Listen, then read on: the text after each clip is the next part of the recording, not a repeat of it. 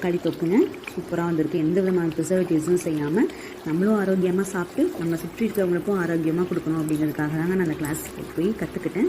Ma'am அவ்வளோ சூப்பராக class எடுக்கிறாங்க. இது வந்து முழுக்க ஆன்லைன் கிளாஸஸ் பாரம்பரிய முறையில் நம்ம வீட்டிலேயே செஞ்சது தான். ஒரு தக்காளி தொக்கு ரெடிங்க.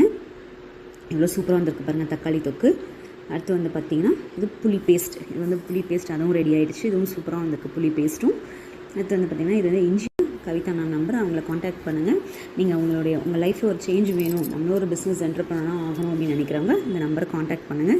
உங்கள் லைஃப்பில் நீங்களும் வெற்றி பெறலாம்.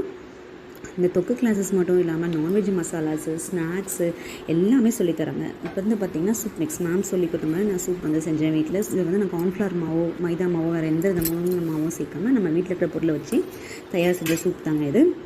உங்கள் லைஃப்பில் ஒரு சேஞ்ச் வேணும் அப்படின்னு நினைக்கிறவங்க கண்டிப்பாக மேமை காண்டாக்ட் பண்ணுங்கள்.